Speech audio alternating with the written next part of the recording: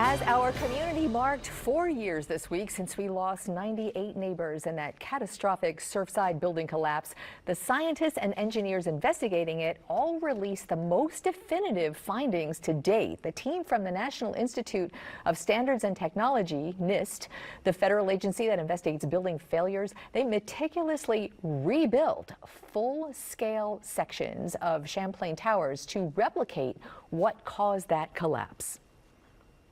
We grabbed a portion of the test specimen that represented the pool deck. Then we monitored how failure of the pool deck would weaken the connections of the tower.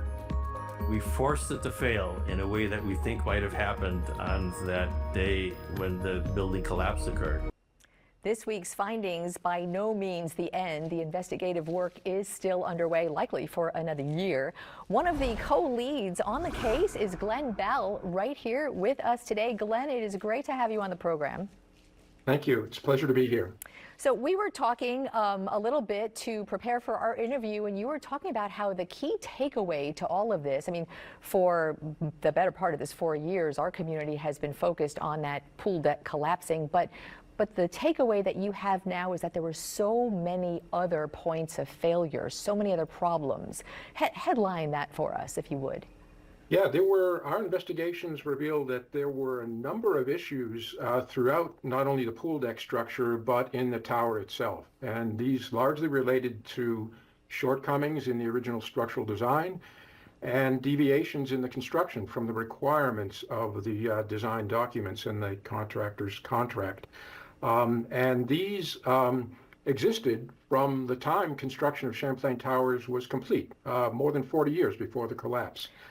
They represent, in total, many potential points of vulnerability that could possibly have been the initiating location or the trigger that started the collapse. And we are in the process of chasing all these down. We're making good progress, but it's been a lot of work, a lot of painstaking work. The minutia of it all is just mind-boggling, how you replicated entire life-size sections of the building. I want to run some of the new video that NIST put out this week of the pool deck as it actually started to crack. And for so many years, we've known about sort of this portion of the investigation. This is, you see the cracks right now coming apart real time on that morning.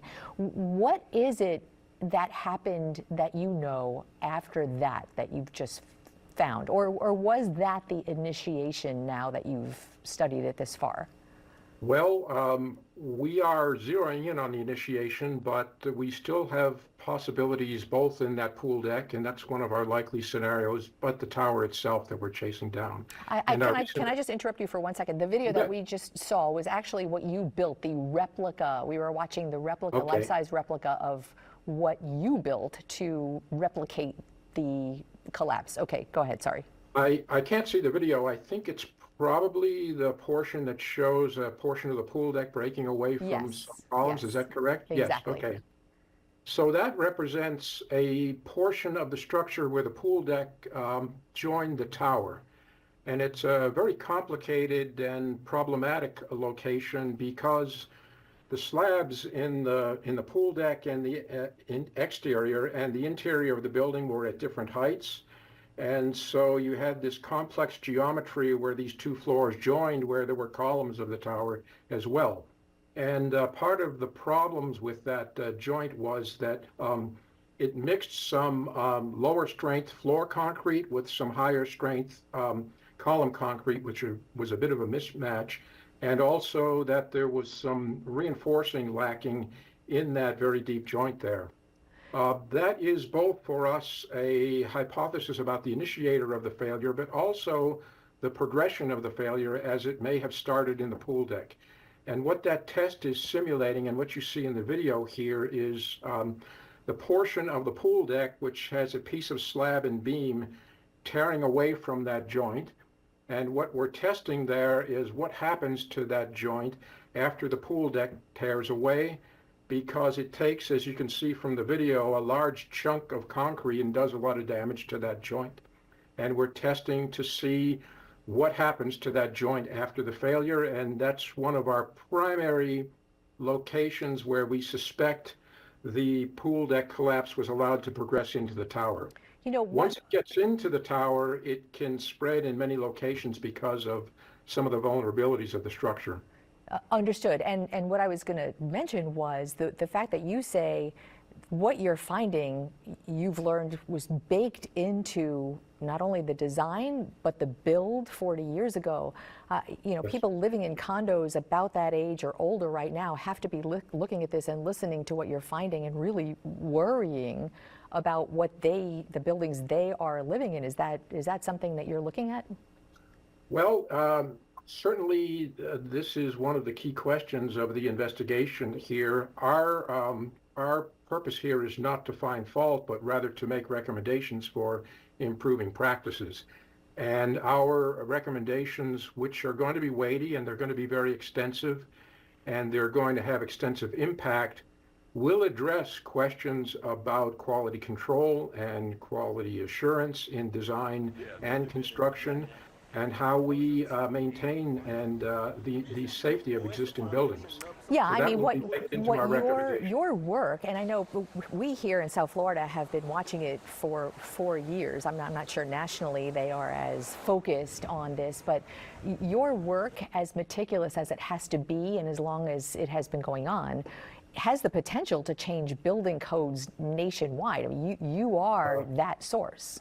There's no question, and this is why we're being so rigorous and meticulous about the work that we're doing. We have to get this right, because if we miss something or we come up with a wrong conclusion, the impact of our recommendations won't be what they need to be.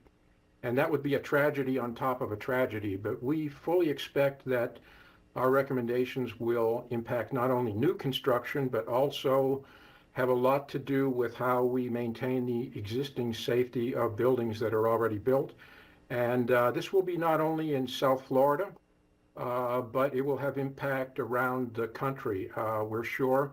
We know a lot of eyes outside the United States on what we're doing, and they're looking to see what our findings will be as well. The monumental task that you have, I want to show some video that NIST had released of the parts of the building all marked that you had to replicate, that you've laid out in a warehouse to study.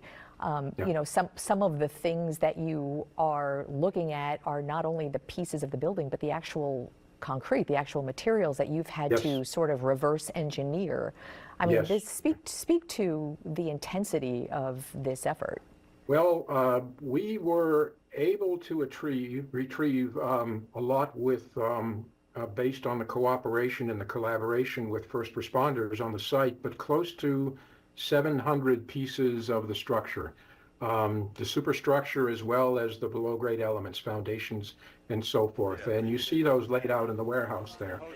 Those have turned out to be key to our investigation, in part because there is basically almost no existing documentation that we've been able to find of the original design and construction of the building.